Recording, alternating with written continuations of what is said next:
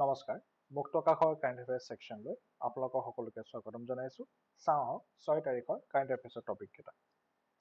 আজি আমি ডিছকাছ কৰিম দুটা topic which will be completely from Assam perspective। তাৰপিছত আমাৰ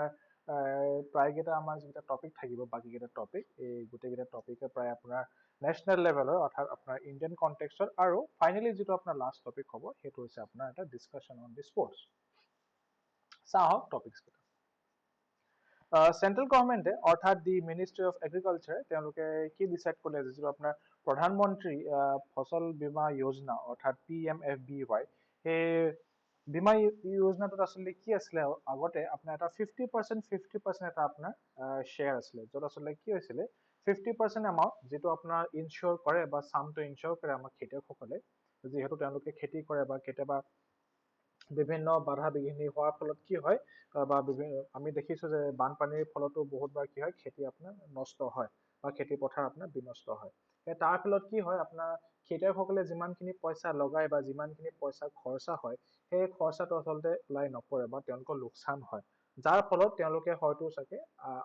অহা বছৰ বা আহিবলগীয়া দিনকেইটাত তেওঁলোকে খেতি কৰিবলৈ তেওঁলোকে নকৰিব পাৰে বা নাভাবিব পাৰে। সেই তাৰ কাৰণে আচলতে গভৰ্ণমেণ্টে আচলতে আপোনাৰ এই প্ৰধানমন্ত্ৰী ফচল বীমা যোজনাটো আচলতে লঞ্চ কৰিছিল। যাৰ ফলত কি আছিল আপোনাৰ গভৰ্ণমেণ্টে আচলতে আপোনাৰ এই ইঞ্চুৰেঞ্চটো আচলতে দিছিল। এই ইঞ্চুৰেঞ্চটো আচলতে দিছিল আৰু প্ৰথম অৱস্থাত কি আছিলে আপোনাৰ it was a fund shed on 50:50 basis অৰ্থাৎ চেন্ট্ৰেল গভৰ্ণমেণ্টে আপোনাৰ 50% চামটো পে' কৰিব আৰু বাকী থকা 50% আপোনাৰ আদায় কৰিব কোনে আপোনাৰ ৰাজ্য চৰকাৰে। কিন্তু এই আপোনাৰ নৰ্থ ইষ্টাৰ্ণ ষ্টেটছত বিশেষকৈ অৰ্থাৎ উত্তৰ পূৰ্বাঞ্চলৰ ৰাজ্যসমূহত এতিয়া বৰ্তমান সময়ছোৱাত এইটো কি কৰিলে চেন্ট্ৰেল গভৰ্ণমেণ্টে আপোনাৰ 90% আপোনাৰ প্ৰিমিয়ামটো দিব আৰু বাকী যিখিনি আপোনাৰ 10% আপোনাৰ থাকি যাব সেই এমাউণ্টটো বা যিমানখিনি চাম আচলতে আপোনাৰ খেতিয়কজনে ইনচিয়ৰ কৰিব বিচাৰিছে সেই 10% এমাউণ্টটো আপোনাৰ দিব কোনে ৰাজ্য চৰকাৰে। আপোনালোকে দেখিছে প্ৰধানমন্ত্ৰী ফচল বীমা যোজনাৰ বিষয় এইটো আপোনালোকে লিখা আছে যে it is a insurance cover against failure of the crops, thus helping in stabilizing the income of the farmers and encourage them for adoption of innovative practice. অৰ্থাৎ যদি কোনোবা এজন মানুহে যদি খেতিত যদি নিজকে ব্যস্ত কৰিব খোজে বা নিজকে ইনভলভ কৰিব খোজে কিন্তু আহিবলগীয়া সময়ছোৱাত কি হয় বিভিন্ন বাধা বিঘিনি বা বতৰৰ ফলত আচলতে কি হয় শস্যসমূহ যেতিয়া আপোনাৰ নষ্ট হয় সেই তেনে ফলত কি হয় বহুতো পইচা খৰচা হয় সেই তাৰ ফলতে আচলতে এইটো আপোনাৰ ইঞ্চুৰেঞ্চ স্কিমটো আপোনাৰ কোনে আগবঢ়াইছিল এটা গভৰ্ণমেণ্ট অফ ইণ্ডিয়া আগবঢ়াইছিল আৰু ষ্টেট গভৰ্ণমেণ্ট অৰ্থাৎ ৰাজ্য চৰকাৰৰ সহযোগে আচলতে এইটো আপোনাৰ বিভিন্ন ৰাজ্যত আচলতে এইটো আপোনাৰ বিতৰণ কৰা হৈছিল বা এইটো আপোনাৰ প্ৰমোট কৰা হৈছিল। এইটো দি প্ৰধানমন্ত্ৰী ফচল বীমা যোজনা এইটো পোন প্ৰথমবাৰৰ বাবে লঞ্চ কৰা হৈছিল কেতিয়া আপোনাৰ 18 ফেব্ৰুৱাৰী 2016 চনত আৰু ইয়াক আপোনাৰ লঞ্চ কৰা হৈছিল ক'ত আপোনাৰ মধ্যপ্ৰদেশত পোন প্ৰথমবাৰৰ বাবে আচলতে ইয়াক আপোনাৰ লঞ্চ কৰা হৈছিল আৰু ইট ইজ বিং মেইনটেইন বা এই সমূহ আপোনাৰ স্কিমটোৰ বিষয়ে আপোনাৰ কোনে আপোনাৰ চোৱা চিতা কৰে it is under the supervision of the Department of Agriculture, Corporation and Farmers Welfare, which is under the Ministry of Agriculture and Farmers Welfare, Central Government of India. এতিয়া সদ্যহতে আপোনাৰ এইটো ক্ৰপ ইঞ্চুৰেঞ্চ উইক আচলতে আপোনাৰ উদযাপন কৰা হৈছিল যি হৈছিল আপোনাৰ জুলাই 1ৰ পৰা 7 তাৰিখলৈকে বৰ্তমান সময়ছোৱাত আপোনাৰ এইটো চলি আছে। এই ক্ৰপ ইঞ্চুৰেঞ্চ উইকটো আচলতে কিয় উদযাপন কৰা হয় যিহেতু আপোনাৰ বৰ্তমান সময়ছোৱাত আচলতে এইটো আছে আপোনাৰ খেতি বতৰ যিহেতু আপোনাৰ এতিয়া আপোনালোকে দেখিছে হয়তো খেতি পথাৰত মানুহে বা খেতিয়কে নিজকে আপোনাৰ ব্যস্ত কৰি তুলিছে হাল বাইছে বা কঠীয়া সিঁচিছে তেনে ফলত কি হৈছে এই যিটো আপোনাৰ স্কিম আছিলে সেই স্কিমটোক আচলতে প্ৰমোট কৰিবলৈ আচলতে আপোনাৰ ক্ৰপ ইঞ্চুৰেঞ্চ উইকটো আচলতে আপোনাৰ পতা হৈছে। এই একে সময়ছোৱাতে আৰু এটা আপোনাৰ সপ্তাহ বা আৰু এটা আপোনাৰ বিশেষ আপোনাৰ এটা উইক উদযাপন কৰা হৈছে সেইটো হৈছে আপোনাৰ কি বন মহোৎসৱ অৰ্থাৎ প্ৰকৃতিৰ কাৰণে যিটো আপোনাৰ বন মহোৎসৱ পতা হয় সেইটো আপোনাৰ এই জুলাই প্ৰথম ভাগতে আচলতে উদযাপন কৰা হয়। আৰু যদি আপোনালোকে চাই তেন্তে আপোনাৰ এই প্ৰিমিয়ামসমূহ কিমান অৰ্থাৎ যিমানসমূহ আপোনাৰ প্ৰিমিয়াম আছে ইঞ্চুৰেঞ্চৰ সেইসমূহ হৈছে আপোনাৰ ফৰ খাৰিফ ক্ৰপছ আমি যেন গম পাওঁ যে আপোনাৰ বিশেষকৈ দুটা ক্ৰপ থাকে অৰ্থাৎ খাৰিফ এটা থাকে আপোনাৰ ৰবি ক্ৰপছ এটা থাকে আৰু তাৰপিছত আপোনাৰ কি থাকে আপোনাৰ হৰ্টিকালচাৰ ক্ৰপবিলাকো বেলেগ আচলতে আপোনাৰ কভাৰ কৰা হৈছে। তো খাৰিফ ক্ৰপত 2% of the sum insured this is being offered by the government of India. আপোনালোকে কমেন্ট বক্সত লিখিব যে খাৰিফ ক্ৰপত কোন কোন কেইটা শস্য পোৱা হয় আৰু ৰবি ক্ৰপত কোন কোন কেইটা শস্য আচলতে অন্তৰ্ভুক্ত কৰা হয় Coal India Limited has been asked by the National Board of Wildlife, অর্থাৎ চমুকৈ NBWL, for its activities or for its illegal activities of mining at the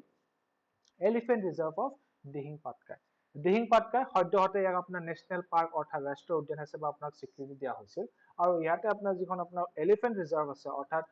বন্য হস্তীৰ কাৰণে যিটো আপোনাৰ সন্মুখ এটা ডেডিকেটেড আপোনাৰ এটা বাফাৰ জোন আছে সেই তাত আচলতে কি আপোনাৰ কমপ্লেইন আহিছিল যে মানে Coal India Limited, which is the premier institute for handling the coal related business or coal mining and coal technology, তেওঁলোকক আচলতে আপোনাৰ এটা ৰিপৰ্ট ফাইল কৰিবলৈ কৈছে আৰু তাৰ ফলতে আচলতে কি হৈছে যেহেতু আপোনাৰ এলিফেন্ট ৰিজাৰ্ভ বা আপুনি দিহিং পাটকা ৰাষ্ট্ৰীয় উদ্যানৰ কথা নকওক লাগিলে এইটো কি হৈছে যেহেতু আপোনাৰ ইটস এ এনভাইৰনমেন্টালি ক্ৰিটিকেল এৰিয়া তাৰ ফলত কি হৈছে আচলতে এই এনেসমূহ কাৰ্য বা এনেসমূহ এক্টিভিটিজ আচলতে আপোনাৰ কি কৰে এই প্ৰকৃতিটো অৰ্থাৎ এনভাইৰনমেন্টটো আপোনাৰ বাৰুকৈ আচলতে আপোনাৰ নষ্ট কৰে যাৰ ফলত আমি আজিকালি দেখিছো যে আমাৰ কি হৈছে তাপমাত্ৰা খুব বাঢ়িছে অৰ্থাৎ টেম্পাৰেচাৰ ইজ ৰাইজিং ভেৰি মাছ হাই যেহেতু আপোনালোকে দেখিছে যে কেনেডা ইউএছত আপোনাৰ কি হৈছে আপোনাৰ হিট ডোম ক্ৰিয়েট হৈ গৈছে য'ত তাপমাত্ৰা বা আপোনাৰ টেম্পাৰেচাৰ প্ৰায় আপোনাৰ 50 ডিগ্ৰী ওচৰ আপোনাৰ চুই গৈছে সেই ঠিক তেনেদৰে আমিও আজিকালি অলপ ৰিয়েলাইজ কৰিছো যে মানে বছৰে বছৰে কি হৈছে আমাৰ তাপমাত্ৰা বাঢ়ি গৈছে অসমত আমি যদি চাওঁ তেন্তে টেম্পাৰেচাৰ দিনে দিনে বাঢ়ি গৈছে যাৰ ফলত আমি এতিয়া উপায় নাপাই এচি ল'বলগীয়া হৈছে বা কুলাৰসমূহ ল'বলগীয়া হৈছে কিন্তু আমি যদি 5 বছৰ আগৰ কথা যদি চাওঁ তেন্তে খুব সম্ভৱ এনেকুৱা গৰম আগতে অহা নাছিল গৰম আছিল যদিও আপোনাৰ বতাহ বলি থাকিছিল বহুত গছো আছিল গছ বননি আছিল কাৰণে আপোনাৰ কি হৈছিল অলপ ঠাণ্ডা বতাহো পাই থকা হৈছিল এই তাৰ ফলত আচলতে কি হৈছে যিহেতু আপোনাৰ পৰিৱেশ ধ্বংস হৈছে অৰ্থাৎ since there is destruction of nature সেই কাৰণে আচলতে এই কমপ্লেইনটো অৰ্থাৎ কৰা হৈছিল আৰু তাৰ ফলত কোল ইণ্ডিয়া লিমিটেডে আপোনাৰ এটা ৰিপৰ্ট এটা ফাইল কৰিব লাগিব অৰ্থাৎ তেওঁলোকেটো জাষ্টিফাই কৰিব লাগিব বা তেওঁলোকে এটা আপোনাৰ ৰিজন দিব লাগিব যে এই যুক্তিত আপোনাৰ খনন কাৰ্য চলি আছে আৰু যেটো আপোনাৰ খনন কাৰ্য চলি আছে that is a open pit mining বা open cast mining বুলি আচলতে কোৱা হয় যেটো আপুনি দেখিছে যে খোলা খুলিকে আচলতে ইয়াত আপোনাৰ খনন কাৰ্য আপোনাৰ চলি থকা হৈছে তাৰ পিছত যদি আমি চাওঁ যে যেটো আপোনাৰ প্যানেল আছিল that is the National Board for Wildlife হে প্যানেলটোৱে যেটো আপোনাৰ এটা হালেকি proposed reserve forest হেতু আপোনাৰ এটা আপোনাৰ ওপেন কাষ্ট মাইনিংৰ আচলতে দিয়া কথা আছিল কাক আপোনাৰ North East Coal Fields which is a part of Coal India Limited হেতু কিন্তু আপোনাৰ যেটো আপোনাৰ হস্তান্তৰ কৰাৰ কথা আছিল অৰ্থাৎ দি সালেকি proposed reserve forest a part of the elephant reserve itself হেতু আপোনাৰ এটা কি কৈছে আপোনাৰ হেতু আপোনাৰ ডিলে কৰি দিছে অৰ্থাৎ আপোনাৰ ডিফাৰ কৰি দিছে বৰ্তমান সময়ছোৱালৈকে আৰু আমি যদি চাওঁ যে দিহিং পাটকে আমি জানো যে এই জুন মাহতে অৰ্থাৎ যোৱা মাহতে আচলতে আপোনাৰ নেশ্যনেল পাৰ্ক হলে আপোনাৰ স্বীকৃতি দিয়া হৈছিল আৰু তাৰ ফলত আমাৰ বৰ্তমান সময়ছোৱাত নেশ্যনেল পাৰ্কৰ সংখ্যাটো বাঢ়ি গৈ কিমান হ'ল সেইটো আপোনালোকে কমেন্ট বক্সত লিখিব আৰু দিহিং পাটকাই লগতে ৰায়মনাকো আপোনাৰ নেশ্যনেল পাৰ্কৰ অৰ্থাৎ ৰাষ্ট্ৰীয় উদ্যানৰ স্বীকৃতি দিয়া হৈছিল সেইকাৰণে আপোনালোকে কমেন্ট বক্সত লিখিব যে এই ৰায়মনা আৰু আপোনাৰ দিহিং পাটকাই মিলি বৰ্তমান সময়ছোৱাত কেইখন নেশ্যনেল পাৰ্ক বা ৰাষ্ট্ৰীয় উদ্যান বৰ্তমান সময়ছোৱাত অসমত আছে সেইটো আপোনালোকে লিখিব যদি আমি ওপেন কাষ্ট মাইনিংৰ যদি কথা কওঁ তেন্তে দেখিছে যে এইখিনি হৈছে আপোনাৰ দি নৰ্মেল সাৰফেস অৰ্থাৎ য'ত আমাৰ ঘনবসতি অঞ্চল বুলি ক'ব পাৰো য'ত আমি বসবাস কৰোঁ অৰ্থাৎ এইবিলাক ঘৰ দেখিছে যেতিয়া আপুনি ওপেন কাষ্টৰ যদি কথা পাতে তেন্তে ওপেন কাষ্টত কি হয় খলপীয়াকে আচলতে কি হয় মাটিখিনি খন্দা হয় তাৰ ফলত আপোনালোকে দেখিছে যে ৰাস্তাটো এনেকে বনি গৈ থাকে ৰাস্তাটো বনি গৈ একদম তলত পায়গে আৰু তাৰ পিছত কি হয় এই সৰু লেয়াৰছত অৰ্থাৎ থিন লেয়াৰছত আপোনাৰ কি হয় এই কয়লাসমূহ পোৱা যায় আচলতে আৰু সেই তাকে কোৱা হয় আপোনাৰ কি কোল সিমস বুলি আচলতে কোৱা হয় যেহেতু এখন যদি আমি ডাঙৰ যদি এটা আমি যদি লেয়াৰ চাওঁ তেন্তে এই ক্ষীণকে বা পাতলকে আচলতে এই কোলৰ লেয়াৰবোৰ আচলতে পোৱা যায় আৰু এই কোলৰ লেয়াৰবোৰ আচলতে কি হয় আপোনাৰ এইখিনিকে আচলতে আপোনাৰ মাইনিং কৰা হয় অৰ্থাৎ আপোনাৰ খনন কৰা হয় আৰু তাৰ পিছত কি হয় পুনৰ আপোনাক ইয়াক আপোনাৰ তুলি অনা হয় আৰু তাৰ পিছত এই গোটেই ঠাইখন আপোনাৰ মুকলিকে থাকে যেতিয়ালৈকে এই ঠাইখিনি আপোনাৰ আৰ্ট ফিলিং কৰিব পৰা নাযায় কিন্তু আপোনালোকে দেখিছে যিহেতু আপোনাৰ এটা বৃহৎ আকাৰ বা বৃহৎ বৰ্গৰ আপোনাৰ এটা জেগা আপোনাৰ আচলতে খান্দি ওলোৱা হয় তাৰ ফলত কি হয় এই সমূহ অঞ্চলটো আচলতে আপোনাৰ মাটিৰে পুতি পেলোৱা প্ৰায় অসম্ভৱ হৈ পৰে সুপ্ৰিম কোৰ্টে এটা আপোনাৰ অবজাৰভেশ্যন দিছে যে যিহেতু আপোনাৰ section 66A of the IT act যিটো আপোনাৰ প্ৰায় 2015 চনতে আচলতে আপোনাৰ স্ক্ৰেপ কৰা হৈছিল সেই এক্টটোত বা সেই ধাৰাৰ অধীনত এতিয়াও কিন্তু আপোনাৰ পুলিচে কি কৰিছে মানুহক আপোনাৰ গ্ৰেপ্তাৰ কৰি আছে আৰু তাকে আচলতে তাৰ এগেইনষ্টত আচলতে আপোনাৰ এটা PIL বা এটা আপোনাৰ এটা কমপ্লেইন এটা লিটিগেশ্যন ফাইল কৰা হৈছিল ক'ত আপোনাৰ সুপ্ৰিম কোৰ্টত আৰু তাৰ পিছতে আপোনাৰ যেতিয়া ঘটনাটোৰ কথা গম পালে যিহেতু আপোনালোকে দেখিছে যে এজ অফ মাৰ্চ 2021 অৰ্থাৎ মাৰ্চ 2021 পৰ্যন্ত এতিয়াও কিন্তু 745টা কেছ পেণ্ডিং হৈ আছে আৰু এই কেছ কেইটা হৈছে কাৰ আধাৰত এই যিটো আপোনাৰ সেকশন 66A আছে IT এক্টৰ সেই তাৰ আধাৰত তাৰ অধীনত আচলতে সেই ধাৰাখিনি আচলতে পেণ্ডিং কেছ হৈ আছে এতিয়া এইটো কৈছে যে supreme court has termed it shocking কিয়নো মাৰ্চ 2015 চনতে আচলতে আপোনাৰ কৈছিলে যে যি সেকশন 66A আছিলে সেইটো আপোনাৰ আনকনষ্টিটিউচনেল আছিলে অৰ্থাৎ আপোনাৰ কোনোবা এটা গভৰ্ণমেণ্ট এজেন্সিয়ে বা কোনোবা এটা ল এজেন্সি আচলতে সেই সেকশনটো আণ্ডাৰত কাৰো আপোনাৰ গ্ৰেপ্তাৰ কৰিব নোৱাৰে আৰু কিন্তু ভেৰি সাৰপ্ৰাইজিংলি যি আমাৰ এটৰ্নি জেনেৰেল অফ ইণ্ডিয়া অৰ্থাৎ ভাৰত চৰকাৰক যিগৰাকী এটৰ্নি বা এডভকেটে ৰিপ্ৰেজেণ্ট কৰে অন অল দিছ মেটাৰ যেতিয়া আমি দেখো যে আমি কোৰ্টত দেখো বা আমি হিয়াৰিংবোৰ দেখো যে সামওয়ান ভাৰ্চেছ দি ষ্টেট বা someone versus the union of India সেই তেনে ক্ষেত্ৰত কি হয় whenever it is a case versus against versus the central government of India বা আপোনাৰ কেন্দ্ৰ চৰকাৰৰ বিৰুদ্ধে যেতিয়া আপোনাৰ এটা কেছ যেটা আপোনাৰ হয় তেন্তে সেই চৰকাৰক আচলতে ৰিপ্ৰেজেণ্ট কৰে কোনে আপোনাৰ attorney general of India attorney general of India আপোনালোকে কমেণ্ট বক্সত লিখিব এটৰ্নি জেনেৰেলৰ নাম কোন আৰু চলিচিটাৰ জেনেৰেল কোন হয় তেওঁৰ নামটো কমেণ্ট বক্সত লিখিব যিহেতু চলিচিটাৰ জেনেৰেললৈ এটা আপোনাৰ বিবাদ চলি আছে ৱেষ্ট বেংগলৰ পাৰ্চপেক্টিভত এতিয়া এটৰ্নি জেনেৰেল অৰ্থাৎ AG অফ ইণ্ডিয়াই কি কৈছে যে ইট হেজ বিন স্ক্ৰেপ তেওঁ এইটো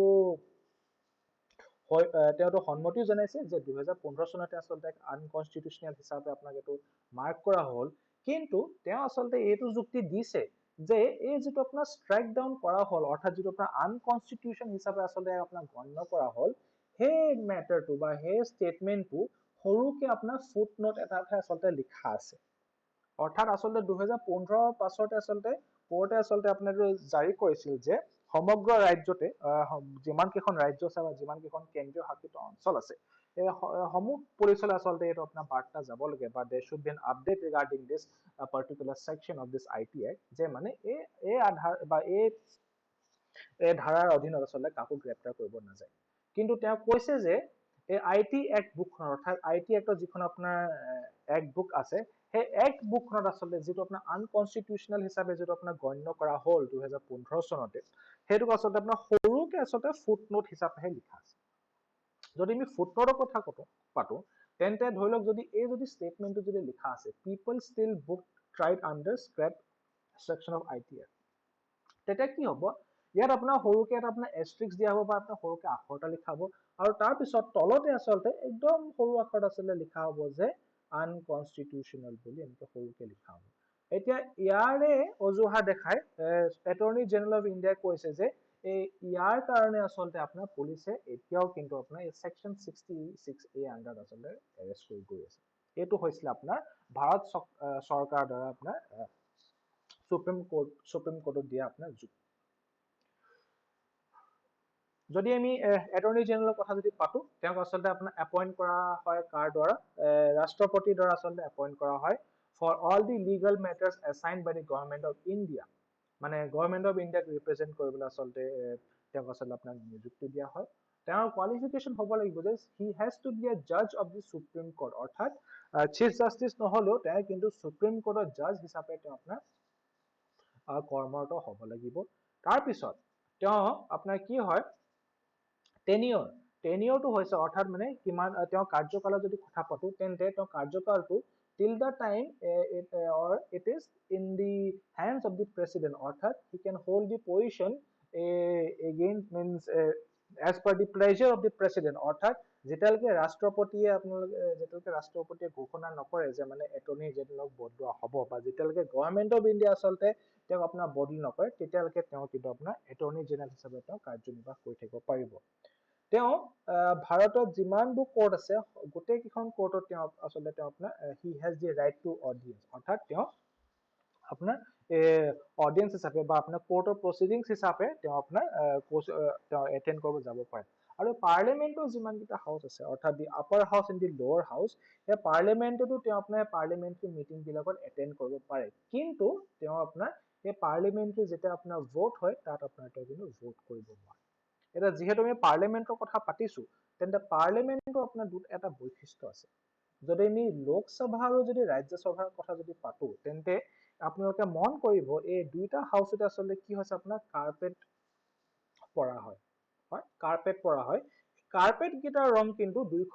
দুইটা হাউচত আচলতে বেলেগ। আমি যদি আপোনালোকে যদি চাব আজি যদি আপোনালোকে লক্ষ্য কৰে, তেন্তে ৰাজ্যসভাৰ যি আপোনাৰ কাৰ্পেট পৰা হয় it is of red colour, আৰু লোকসভাত যিটো আপোনাৰ কাৰ্পেট পৰা হয় it is of green colour. এইটো আপোনালোকে আজি মন কৰিব,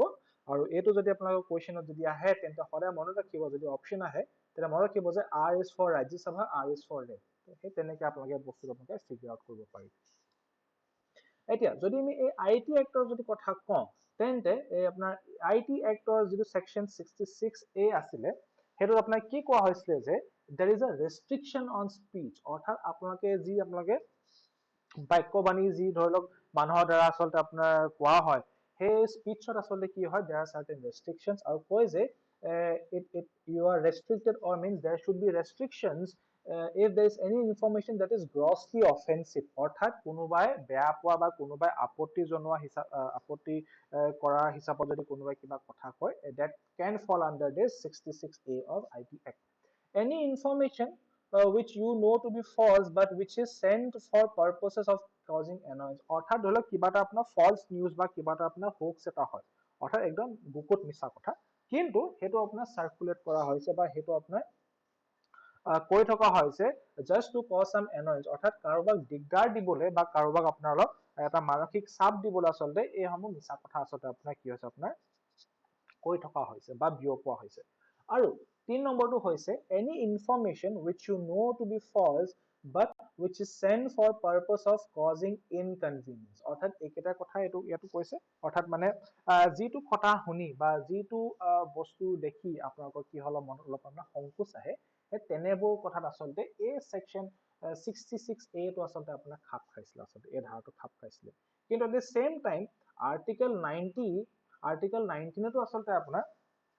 subsection 2 আচলতে আপোনাৰ এটা আপোনাৰ কেইটামান ক্লজ আছে where it offers some restrictions in the speech. So in the interest of sovereignty and integrity of India, অৰ্থাৎ ভাৰতৰ সাৰ্বভৌমৰ বিষয়ে যদি বিৰুদ্ধে যদি কোনোবা যদি কিবা কমেন্ট দিয়ে বা কোনোবা যদি কিবা যদি বাক্য যদি কোনোবা যদি প্ৰয়োগ কৰে, সেইটো কিন্তু আপোনাৰ it is against the article 19, অৰ্থাৎ means এইটো আপোনাৰ এই ক্লজত আহি পৰিব। Security of the state, অৰ্থাৎ আপুনি যদি কিবা যদি আপোনালোকে যদি কিবা বক্তব্য দিছে which is compromising the security of the state, অৰ্থাৎ ৰাজ্যখনৰ যদি আপোনাৰ নিৰাপত্তাৰ যদি কথা কওঁ, তেন্তে সেইটো আপোনাৰ আহি যাব আপোনাৰ article 19। Then friendly relations with foreign states, অৰ্থাৎ ধৰি লওক যদি আমি ইণ্ডিয়া আৰু নেপালৰ কথা যদি কওঁ, তেন্তে কোনোবাই যদি আপোনাৰ ধৰি লওক কিবা উচতনিমূলক যদি আপোনাৰ বক্তব্য দাঙি ধৰে নেপালৰ এগেইনষ্টত, যাৰ ফলত ধৰি লওক ইণ্ডিয়া আৰু নেপালৰ আপোনাৰ ৰিলেশ্যনটো আপোনাৰ অলপ ব্যাঘাত হ'ব পাৰে, সেই তেনেবোৰ আপোনাৰ আহি যাব article 19। Then public order decency of morality, অৰ্থাৎ আপোনাৰ জনসমাগমত বা ধৰি লওক এটা আপোনাৰ পাব্লিক মিটিঙত যদি আপোনালোকে কিবা যদি এনেকুৱা কথা কৈ পায় য'ত আপোনাৰ এটা আপোনাৰ অলপ ডিচেন্সি বা ধৰি লওক আপোনাৰ যিটো আপোনাৰ অলপ ভদ্ৰতা যিটো আমি কওঁ, তেন্তে সেই ভদ্ৰতা যদি অক্ষুণ্ণ ৰাখিব নোৱাৰে, তেন্তে সেই ক্ষেত্ৰতো আচলতে এইটো আপোনাৰ লাগু হয়। In relation to contempt of court, defamation or incitement to an offence, অৰ্থাৎ যদি ধৰি লওক কোৰ্ট প্ৰচিডিংছ যদি কিবা কৰিছে আৰু সেই প্ৰচিডিংছত যদি আপুনি যদি বাধা আৰোপ কৰি আছে বা ধৰি লওক আপুনি যদি কিবা যদি অলপ ডিফেমেশ্যন এক্টিভিটিছত কৈছে বা কাৰোবাক যদি অলপ উচতাই দিছে, সেই তেনেসমূহ কাৰ্য কিন্তু আপোনাৰ আৰ্টিকেল 19ত আপোনাৰ আহি পৰিব। আৰু যদি আমি এই গোটেই ছেকশ্যন 66A যদি আমি যদি সমগ্ৰ যদি আমি ঘটনাৰ বিৱৰণটো চাওঁ, তেন্তে 2008 চনত আচলতে কি হৈছে আপোনাৰ এই IT এক্টখন আচলতে আপোনাৰ এমেণ্ড কৰা হৈছিল। তাৰপিছতে 2009 চনত আচলতে আপোনাৰ এই এমেণ্ডমেণ্ট এক্টটো আচলতে আপোনাৰ আহি পৰিছিল, আৰু তাৰপিছত আচলতে কি হৈছিলে মানুহক আচলতে আপোনাৰ গ্ৰেপ্তাৰ কৰা হৈছিল। এই আপোনাৰ এই ধাৰাত আচলতে 66A অধীনত আচলতে আপোনাৰ গ্ৰেপ্তাৰ কৰা হৈছিল। তাৰ পিছত কি হৈছিল আপোনাৰ PIL ফাইল কৰা হৈছিল কাৰ দ্বাৰা আপোনাৰ শ্ৰেয়া সিংঘালৰ দ্বাৰা challenging the constitutionality of section 66A 2012 চনতে আৰু তাৰ পিছত আপোনাৰ ঢেৰ আপোনাৰ এনেকুৱা আপোনাৰ লিগেল ফাইটছৰ পাছত অন্তত কি হৈছিলে 2015 চনত Supreme court has declared the section 66A as unconstitutional বহুতো আইনী যুদ্ধৰ পাছত বহুতো কষ্টৰ ফলত এই আপোনাৰ যিখন PIL ফাইল কৰিছিলে শ্ৰেয়া সিংঘালে 2015 চনত কিন্তু আপোনাৰ সুপ্ৰিম কোৰ্টে অৰ্থাৎ উচ্চতম ন্যায়ালয়ে আচলতে আপোনাৰ এখন আনকনস্টিটিউশনাল হিচাপে আচলতে আপোনাৰ গণ্য কৰিছিল কিন্তু তাৰ পাছতো কিন্তু আপোনাৰ এতিয়াও কিন্তু আপোনাৰ কি আছে বহুতো আপোনাৰ এনেকুৱা কেছ আছে য'ত মানে মানুহক এৰেষ্ট কৰিছে আপোনাৰ এই সেকশন 66A অধীনত তাৰ পিছত 2019 চনত আচলতে কি হৈছিলে supreme কোৰ্টে directed the judgment to be sent to all the courts in the country, to all the senior administrative officers and director generals of police. অৰ্থাৎ যিমানসমূহ আপোনাৰ টপ মোষ্ট বিউৰোক্ৰেটছ আছে ধৰি লওক পুলিচৰ ক্ষেত্ৰত আপোনাৰ DGP আমাৰ অসমৰ DGP আপোনালোকে জানে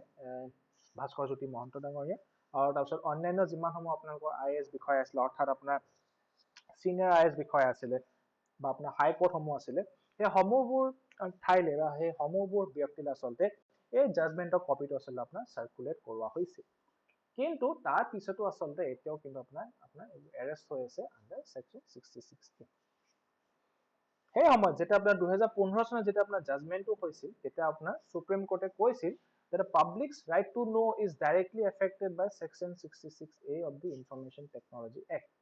The provision clearly affects the right of freedom of speech and expression. অৰ্থাৎ এই গোটেই জাজমেন্টটো যদি কথা পাতো তেন্তে সুপ্ৰিম কোৰ্টে এইটোৱে কৈছিল যদি ধৰি লওক যদি আপোনাৰ দুজন যদি ব্যক্তি থাকে A আৰু B তেন্তে A যিটো আপোনাৰ চিন্তা ভাৱনা সেইটো আপোনাৰ Bতকে আপোনাৰ বেলেগ হ'বও পাৰে আৰু হয় আৰু যদি ধৰি লওক যদি A যদি ভাবে যে কোনোবা এটা কাৰ্য যদি আপোনাৰ অলপ যদি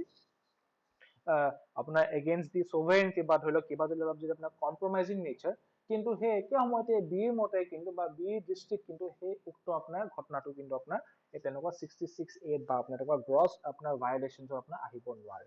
সেই তাৰ ফলত আচলতে সুপ্ৰিম কোৰ্টে ক'লে যে there has to be a specific guidelines, there has to be a specific norms after which a particular incident or a particular activity can be claimed or it can be brought under some judicial proceedings. It calls when judicially trained minds can reach on different conclusions while going to the same content. অর্থাৎ যে আমি court সমূহত যদি চাওঁ যেনে ধৰক বিভিন্ন ধৰণৰ আপোনাৰ জাজেছ থাকে বিভিন্ন ধৰণৰ আপোনাৰ CGM সমূহ থাকে চিফ জুডিচিয়েল মেজিষ্ট্ৰেট সমূহ থাকে তেওঁলোকৰ মাজতো আচলতে কি হয় বিভিন্ন ধৰণৰ আপোনাৰ ভিউজ আহে যদি তেওঁলোকৰ মনত যদি বা তেওঁলোকৰ ধাৰণাত যদি আপোনাৰ বিভিন্ন যদি আপোনাৰ ডিসিশনস আহিব পাৰে তেন্তে আপোনাৰ যিমানসমূহ আপোনাৰ এনফোৰ্সমেন্ট বিষয়া আছে বা যিমানসমূহ আপোনালোকৰ ল অফিচাৰ্স আছে সেই তেওঁলোকৰ মনতো তেনেকুৱা আপোনাৰ বিভিন্ন ধৰণৰ মতামত অহাটো স্বাভাৱিক আৰু সেই তাৰ ফলতে কি হয় আপোনাৰ এটা আপোনাৰ কনফিউজন হৈ যায় সেই কনফিউজন হৈ যায় আৰু তাৰ ফলতে কি হৈছিল আপোনাৰ গোটেই সেকশনটো আচলতে আপোনাৰ স্ক্ৰেপ কৰা হৈছে যিহেতু আমি জানো এই কেইদিনতে আচলতে আপোনাৰ কেবিনেট ৰিচাফল হ'ব অৰ্থাৎ আপোনাৰ কেন্দ্ৰীয় চৰকাৰৰ ডক্টৰ আচলতে আপোনাৰ পুনৰবাৰ আপোনাৰ বিতৰণ কৰা হ'ব আৰু তাতে এটা আপোনাৰ নাম আহি পৰিছে আমাৰ পূৰ্বৰ মুখ্যমন্ত্ৰীৰ নাম আহি পৰিছে যে তেওঁক আচলতে আপোনাৰ কেবিনেটত ইনক্লুড কৰা হ'ব আৰু সেই সময়ছোৱাতে বহুত কেইটা হাল সলনি হ'ল বিশেষকৈ আপোনাৰ ৰাজভৱনত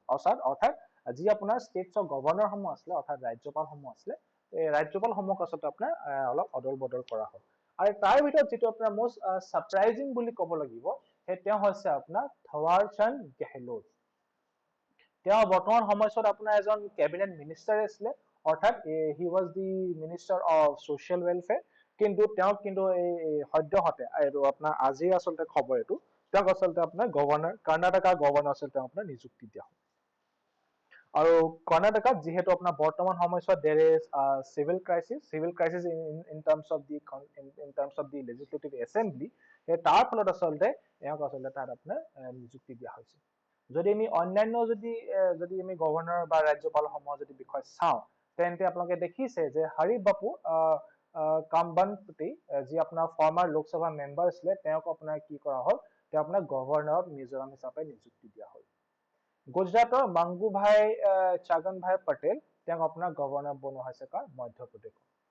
এই পৰ্যন্ত মধ্যপ্ৰদেশ অৰ্থাৎ MPR আৰু UPৰ আপোনাৰ গভৰ্ণৰ কোন আছিল আপোনাৰ আনন্দীবাই পটেল তেওঁ আপোনাৰ দুইখন ৰাজ্যৰ তেওঁ ৰাজ্যপাল হিচাপে তেওঁ কাৰ্যনিৰ্বাহ কৰিছিল আৰু যদি আনন্দীবাই পটেলৰ লগত যদি কথা পাতো তেওঁ আপোনাৰ গুজৰাটৰ পূৰ্বৰ মুখ্যমন্ত্ৰী হিচাপে তেওঁ কাৰ্যনিৰ্বাহ কৰি আছিল তাৰ পিছত যদি আমি আৰু যদি চাওঁ তেন্তে গোৱাৰ যি পূৰ্বৰ যি আপোনাৰ লেজিসলেটিভ এছেম্বলি আপোনাৰ স্পিকাৰ আছিলে ৰাজেন্দ্ৰ বিশ্বনাথ আৰ্লেকাৰ তেওঁ আপোনাৰ ৰাজ্যপাল হিমাচল প্ৰদেশৰ ৰাজ্যপাল হিচাপে তেওঁ আপোনাৰ নিযুক্তি দিয়া হৈছে তাৰপিছত যদি আমি যদি চাওঁ তেন্তে শ্ৰীধৰণ পিল্লাই তেওঁ আপোনাৰ মিজোৰামৰ পৰা গোৱালৈ তেওঁ আপোনাৰ ট্ৰান্সফাৰ কৰা হৈছে আৰু সত্যদেৱ নাৰায়ণ আৰ্যাক আপোনাৰ হাৰিয়ানাৰ পৰা ত্ৰিপুৰা অৰ্থাৎ ত্ৰিপুৰা গভৰ্ণৰ হিচাপে তেওঁ নিযুক্তি দিয়া হৈছে তাৰপিছত ৰমেশ বাইছ তেওঁ আপোনাৰ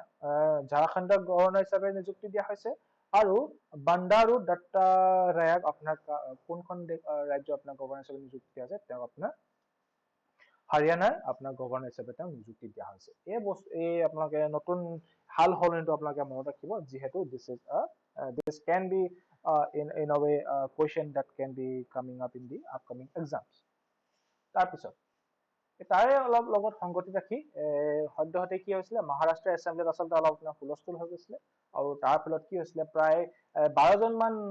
এমএলএক আচলতে আপোনাৰ সাসপেন্ড কৰা হৈছিলে কিমান এবছৰ কাৰণে হেতু আপোনাৰ সাসপেনশন নোটিসটো বা সাসপেনশন অৰ্ডাৰটো দিয়া হৈছিলে কাৰ দ্বাৰা মহাৰাষ্ট্ৰ এছেম্বলি আপোনাৰ স্পিকাৰৰ দ্বাৰা এতিয়া তাৰ ফলত কি হৈছে এতিয়া আপোনাৰ ভবা হৈছে যে যিমান কেইজন সাসপেন্ডেড আচলতে এমএলএ আছিলে আৰু বিশেষকৈ তেওঁলোক আছিলে আপোনাৰ বিজেপি পাৰ্টিৰ ফালৰ পৰা আচলতে এতিয়া কোৱা হৈছে যে তেওঁলোকে আচলতে মহাৰাষ্ট্ৰৰ ৰাজ্যপাল আৰু যি আপোনাৰ বম্বে হাইকোৰ্টত আচলতে আপোনাৰ তেওঁলোকে এপ্ৰোচ কৰিব টু নালিফাই দিছ সাসপেনশন অৰ্থাৎ যি আপোনাৰ সাসপেনশনৰ যি আপোনাৰ অৰ্ডাৰ পাছ অন কৰিলে স্পিকাৰ দ্বাৰা হেতু আচলতে আপোনাৰ এটো নালিফাই কৰিবলৈ অৰ্থাৎ আপোনাৰ এটো স্ক্ৰেপ কৰিবলৈ আচলতে এটা আপোনাৰ যুঁজা চলাইছে আৰু ভাবিছে যে মানে যদি আপোনাৰ যদি আমি চাওঁ তেন্তে সেই ক্ষেত্ৰত আপোনাৰ এটা আৰ্টিকেল থাকে কিন্তু এই ঘটনাটোৰ ক্ষেত্ৰত আচলতে সেই আৰ্টিকেলটো খাপ নাখাব যদিও কিন্তু তেওঁলোকে এটা আপোনাৰ প্ৰচেষ্টা চলাব সেই আৰ্টিকেলটো হৈছে আৰ্টিকেল 226 য'ত কি হয় যদি আপুনি হাইকোৰ্টত যদি আপোনালোকে যদি এপ্ৰোচ কৰে তেন্তে হে আন্ডাৰ আৰ্টিকেল 226 তেন্তে কি হৈছে হাইকোৰ্টে আপোনাৰ ইস্যু বা আপোনাৰ high court empowers the high courts to issue to any person or authority into the government directions orders or any writs হেতু আপোনাৰ দিব পাৰে অৰ্থাৎ যদি হাইকোৰ্টে যদি বিচাৰে বা if the high court intervenes তেন্তে কি হ'ব আপোনাৰ কোনো এজন ব্যক্তিক বা কোনো এজন আপোনাৰ অথৰিটিক অৰ্থাৎ কোনো এখন চৰকাৰ আপোনাৰ এটা আদেশ দিব পাৰে হেতু আদেশটো আপোনাৰ according to the situation অৰ্থাৎ পৰিস্থিতি অনুযায়ী আচলতে সেই আদেশটো হ'ব আৰু এই ক্ষেত্ৰত আচলতে কি হৈছে এটো ভাবা হৈছে যে আপোনাৰ বম্বে হাইকোৰ্টে আপোনাৰ গভৰ্ণমেন্ট অফ মহাৰাষ্ট্ৰক আপোনাৰ কি কৰিব আপোনাৰ এটো আপোনাৰ নিৰ্দেশ দিব যে যিমান কেজন বিজেপি এমএলএ আচলতে সাসপেন্ড কৰা হৈছে তেওঁ সাসপেনশনটো আচলতে ৰখাই দিয়া হয় যি আপোনাৰ স্পিকাৰ আছিলে তেওঁ বৰ্তমান সময়ছোৱাত ভাস্কৰ যাদৱ আছিলে কিন্তু তেওঁ ৰেজিগনেশ্যন তেওঁ দিছে because of certain political development তেওঁ আপোনাৰ স্পিকাৰ পদটো তেওঁ আপোনাৰ ৰিজাইন কৰিছে সেই সময়তে যেটা আপোনাৰ স্পিকাৰ ইন চাৰ্জ যেটা আপোনাৰ স্পিচ চলি আছিলে তেন্তে সেই সময়ছোৱাত আচলতে কি হৈছিলে এটো আপোনাৰ ওবিসি কোটালৈ আচলতে আপোনাৰ ডিসকাশনটা চলি আছিল এই ওবিসি কোটাটো যেটা আপোনাৰ ডিসকাশন চলি আছিলে যিহেতু মহাৰাষ্ট্ৰত বৰ্তমান সময়ছোৱাত ওবিসি কাৰণে প্ৰায় 50% আপোনাৰ কোটা সিস্টেম চলি আছে অৰ্থাৎ আপোনাৰ ৰিজাৰ্ভেশন চলি আছে সেই কাৰণে আপোনাৰ মহাৰাষ্ট্ৰ যিখন আপোনাৰ এছেম্বলি বা মহাৰাষ্ট্ৰ যিখন গভৰ্ণমেন্ট তেওঁলোকে আপোনাৰ এটা এগ্ৰিমেন্ট আনিছিলে two bring down this reservation quota যাতে আপোনালোকৰ অন্যান্য এসটি এসসি বা অন্যান্য আপোনাৰ বা মাইনৰিটিজ সমক আচলতে আপোনাৰ এই ৰিজাৰ্ভেশন দিব পৰা যায় যেহেতু 50% seats বা 50% quota is already booked হে ফলত কি হয় অন্যান্য ট্ৰাইবস সমক বা অন্যান্য কাষ্ট সমক বা অন্যান্য ক্লাছ সমক আচলতে ৰিজাৰ্ভেশন দিব পৰা নাযায় হে তাৰ ফলত আচলতে মহাৰাষ্ট্ৰ গভৰ্ণমেন্টে সেন্ট্ৰেল গভৰ্ণমেন্ট অফ ইণ্ডিয়াক আচলতে ৰিকুৱেষ্ট কৰিছিল অনুৰোধ জনাইছিলে যে এই কোটা সিস্টেমটো আচলতে আপোনাক কম কৰি দিয়া হোক কিন্তু তাৰ ফলত আচলতে কি হল হুলস্থুল হল তাৰপিছত অলপ হতাহতি হল আৰু কোৱা হৈছে যে স্পিকাৰৰ কেবিনলৈ আহি আচলতে তেওঁ অলপ আপোনাৰ গালি গালাজো কৰা হৈছিল যাৰ ফলত আচলতে সাসপেনশন অৰ্ডাৰ দিবলগীয়া হল 12 জন বিজেপি এমএলএ এগেইনষ্টত কিন্তু যেটো আপোনাৰ আৰ্টিকেল 226 ৰ যেটো আমি কথা পাতিছিলো হে আৰ্টিকেল 226 টো আচলতে এই কাৰণে আপোনাৰ যুক্তিগত নহয়, কাৰণ যিটো আপোনাৰ ইণ্ডিয়ান কনষ্টিটিউশ্যন যি আপোনাৰ আৰ্টিকেল 212 আছে, দি আৰ্টিকেল 212, তাত কি কোৱা হৈছে, the courts are not enquiring or their courts are not to inquire into proceedings of the legislature, অৰ্থাৎ এখন আপোনাৰ বিধানসভাত বা আপোনাৰ এছেম্বলিত যিখিনি আপোনাৰ প্ৰচিডিংছ হৈ থাকে তাত আপোনাৰ কোৰ্টৰ আপোনাৰ হস্তক্ষেপ কৰিবলৈ আপোনাৰ একো অধিকাৰ নাই বা কোৰ্টে একো হস্তক্ষেপ নকৰে। তাৰ ফলতে আচলতে ধাৰণা কৰা হৈছে যি আপোনাৰ এই এবছৰ যিটো আপোনাৰ সাসপেনশন, এই এবছৰ সাসপেনশনটো আপোনাৰ বাহাল থাকিব till the time the speaker of that assembly thinks that it's time to make amendment, but it is time to make them acknowledge the mistakes, অৰ্থাৎ যেতিয়ালৈকে আপোনাৰ এছেম্বলি আপোনাৰ অধ্যক্ষে যেতিয়ালৈকে আপোনালোকে নিজে নকয় বা নিজাববীয়াকে নকয়, till that particular time আপোনাৰ এইটো বাহাল থাকিব। যিহেতু জম্মু কাশ্মীৰৰ এয়াৰফৰ্চত বেছত আপোনাৰ কেইদিনমান আগতে ড্ৰোন এটেক হৈছিলে আৰু প্ৰায় এটা ৰেগুলাৰ ফ্ৰিকুৱেঞ্চি আপোনাৰ ড্ৰোনৰ আপোনাৰ চাইটিঙো হৈছিলে। আপোনালোকে দেখিছে যে জম্মুৰ আপোনাৰ লোকেশ্যনটো ক'ত, প্ৰায় আপোনাৰ পাকিস্তানৰ লগতে আচলতে আপোনাৰ বৰ্ডাৰ হৈ আছে। আৰু যদি আমি এইডোখৰ যদি এৰিয়া চাওঁ তেন্তে এই এৰিয়াডোখৰত আচলতে আপোনাৰ কি আছে, আপোনাৰ এই পাকিস্তান অকুপাইড কাশ্মীৰ আচলতে আপোনাৰ এইডোখৰ অৱস্থিত। আৰু তাৰ ফলত কি হৈছে, ইয়াৰ পৰা আচলতে আপোনাৰ টেৰৰিষ্ট অৰ্গেনাইজেশ্যন বিলাকে কি কৰিছে, আপোনাৰ ড্ৰোন আচলতে ব্যৱহাৰ কৰিছে আৰু ড্ৰোন বিলাকৰ যোগেদি আচলতে আপোনাৰ এটেক কৰিব বিচাৰিছে, অৰ্থাৎ আপোনাৰ কুটাঘাতমূলক আপোনাৰ কাৰ্যত আপোনাৰ লিপ্ত হ'ব বিচাৰিছে। আৰু তাকে আচলতে ৰুধিবলৈ ইণ্ডিয়ান এয়াৰফৰ্চে আপোনাৰ 10খন বা 10টা এণ্টি ড্ৰোন চিষ্টেম আচলতে আপোনাৰ পাৰচেজ কৰিবলৈ আপোনাৰ ৰিকুৱেষ্ট ফৰ ইনফৰমেশ্যন আপোনাৰ জাৰি কৰিছে। অৰ্থাৎ ৰিকুৱেষ্ট ফৰ ইনফৰমেশ্যন কি হয়, অৰ্থাৎ চমুকৈ RFI বুলি কোৱা হয়। ইয়াৰ আপোনাৰ কোম্পানীজ বিলাকক ইনফৰমেশ্যন দিবলৈ কয়, লাইক ডেলিভাৰী শিডিউল, অৰ্থাৎ কেতিয়াকে বা কেনেকে আচলতে ডেলিভাৰী দিয়া হ'ব বা আপোনাৰ ছাপ্লাই কৰা হ'ব, তাৰপিছত কিমানখিনি পইচা খৰচা হ'ব, কিমানখিনি সময় লাগিব, এই সমূহখিনি কথাৰ বিষয়ে আচলতে মুকলিকৈ আচলতে পাব্লিছ কৰিবলৈ এই কোম্পানীসমূহক আচলতে আপোনাৰ এই বিডিং চিষ্টেমটো আচলতে আপোনাৰ ইনিচিয়েট কৰিছে। আৰু তাৰ ফলত কি হ'ব, এই এণ্টি ড্ৰোন চিষ্টেমৰ ফলত কি হ'ব,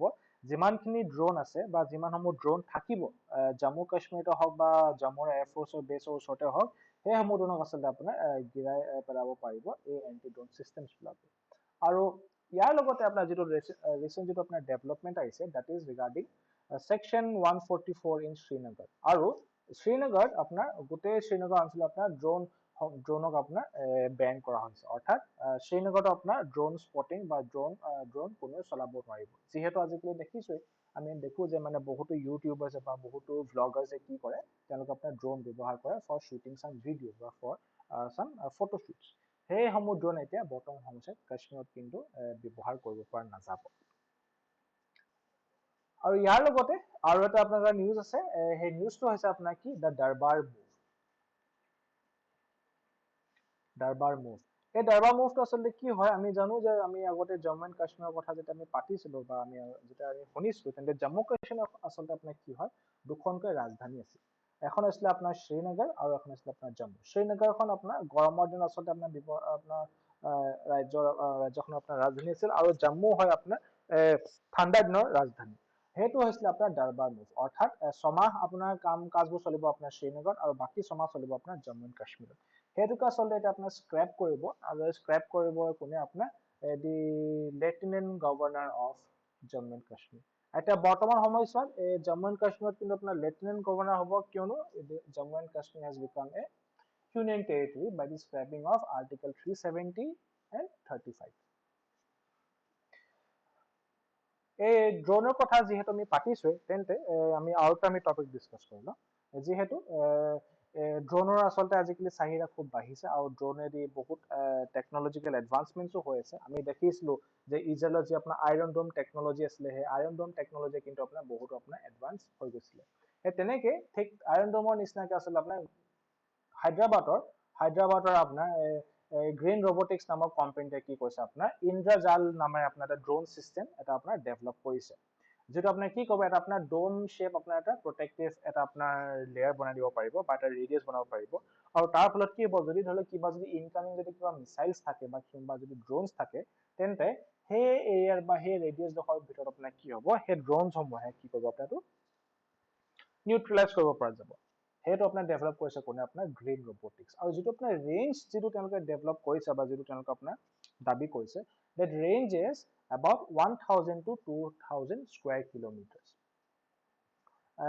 যিয়ে নহওক আপোনাৰ ধৰি লওক আপোনাৰ যদি কিবা আপোনাৰ সৰু যদি আপোনাৰ মৰ্টাৰ শেলছে হওক বা কিবা আপোনাৰ যদি আনআৰ্ম এৰিয়েল ভেহিকলছে হওক সেই সমূহ বস্তুখিনিৰ বিৰুদ্ধে তেওঁলোকে আপোনাৰ এইটো প্ৰটেকশ্যন দিব আৰু সেই টেকনলজিটোৰ নাম হৈছে কি আপোনাৰ ইন্দ্ৰজাল সেইটো আপোনালোকে মনত ৰাখিব স্পৰ্টছৰ নিউজলৈ আহি পৰিছো যিহেতু জুলাই 23 তাৰিখৰ পৰা সামাৰ অলিম্পিক্স হ'ব টকিঅ' চহৰত আপোনাৰ এই অলিম্পিক্স হ'ব জুলাই 23 তাৰিখৰ পৰা এই ভাৰতীয় যিটো আপোনাৰ অলিম্পিক টিম ওপেনিং চেৰেমনি অৰ্থাৎ ইনগ্ৰেশ্যন চেৰেমনিত আমাৰ ফ্লেগ বিয়াৰৰ এবাৰ পোনপ্ৰথমবাৰৰ বাবে দুগৰাকীয়ে ফ্লেগ বিয়াৰৰ আচলতে নিযুক্তি দিয়া হৈছে তাৰে তেওঁলোক হৈছে আপোনাৰ বক্সাৰ মেৰী কম যি মণিপুৰৰ পৰা বিলং কৰে আৰু হকী প্লেয়াৰ মনপ্ৰীত সিং এতিয়া এই দুজনকে ফ্লেগ বিয়াৰক এইকাৰণে আচলতে নিযুক্তি দিয়া হৈছে বা তেওঁলোকক এইকাৰণে ফ্লেগ বিয়াৰ পতা হৈছে কিয়নো ইণ্ডিয়ান অলিম্পিক এছ'চিয়েশ্যনে সদৰি কৰিছে যে ইট ইজ ফৰ জেণ্ডাৰ পাৰিটি অৰ্থাৎ জেণ্ডাৰ ইকুৱেলিটি যিহেতু মহিলা পুৰুষ দুয়োৱে সমান আজিকালিৰ দিনত সেই তাকে আচলতে ৰিফ্লেক্ট কৰিবলৈ সেই থিমটোক আচলতে ৰিফ্লেক্ট কৰিবলৈ দুগৰাকীক আচলতে আপোনাৰ ফ্লেগ বিয়াৰ আচলতে আপোনাৰ নিযুক্তি কৰা হৈছে আৰু যদি আমি ক্লোজিং চেৰেমনি যদি কথা পাতো তেন্তে 2018 ৱৰ্ল্ড ৰেছলিং চেম্পিয়ন যোন আছিলে আপোনাৰ বজৰং পুনিয়া তেওঁ হ'ব ক্লোজিং চেৰেমনি আপোনাৰ ফ্লেগ বিয়াৰ তাৰপিছত ইণ্ডিয়ান যিটো আপোনাৰ অলিম্পিক টিম বা যিটো আপোনাৰ ইণ্ডিয়ান অলিম্পিক কণ্টিনজেণ্ট তেওঁলোকৰ এবাৰ কি হ'ব আপোনাৰ ইট উইল বি 56% মেল আৰু 44% এথলিটছ তো প্ৰায় আমি দেখিছো যে প্ৰায় সমান ৰিপ্ৰেজেণ্টেশ্যন হৈছে আমি দেখিছো যে প্ৰায় আপোনাৰ 50-50% হৈছে তো এবাৰ আশা ৰাখিছো যে এবাৰ আমাৰ ইণ্ডিয়ান এথলিটছসমূহে বহুতকেইটা প্ৰতিযোগিতা বা বহুতকেইটা কম্পিটিশ্যনত তেওঁলোকে আপোনাৰ পদক জিনি আহিব পাৰিব কিন্তু আনফৰ্চুনেটলি আমাৰ ঢিং এক্সপ্ৰেছ হিমা দাসে এবাৰ কোৱালিফাই কৰিব নোৱাৰিলে যিহেতু তেওঁ আপোনাৰ অলপ ইঞ্জুৰিও আছিলে কিন্তু তাৰপিছত তেওঁ কিন্তু আপোনাৰ 200 মিটাৰ ৰিলে তেওঁ কিন্তু কোৱালিফাই কৰিব নোৱাৰিলে আৰু অলিম্পিকৰ কথা যদি আমি যদি চাওঁ তেন্তে মানা পটেল নামেৰে আপোনাৰ প্ৰথমগৰাকী আপোনাৰ মহিলা সাঁতোৰবিদ আপোনাৰ কোৱালিফাই কৰিছে টকিঅ' অলিম্পিক্সলৈ আৰু মানাৰ লগতে আন দুগৰাকী ছুইমাৰ্ছো কোৱালিফাই কৰিছে তেওঁলোক হৈছে আপোনাৰ শ্ৰীহৰি নটৰাজ আৰু সাজন প্ৰকাশ এই তিনিজনে হ'ব আপোনাৰ ইণ্ডিয়ান ছুইমিঙৰ টিম মেম্বাৰ্ছ আৰু মানা পটেলে আপোনাৰ কম্পিট কৰিব ক'ত আপোনাৰ বেক ষ্ট্ৰোকত তেওঁ আপোনাৰ বেক ষ্ট্ৰোকত আচলতে তেওঁ আপোনাৰ কোৱালিফাই কম্পিট কৰিব আমি যদি টকিঅ' অলিম্পিক্সৰ কথা যদি পাতো তেন্তে টকিঅ' অলিম্পিক্সৰ মাস্কটছ কেইটা জনা বহুতে প্ৰয়োজন এটা হৈছে আপোনাৰ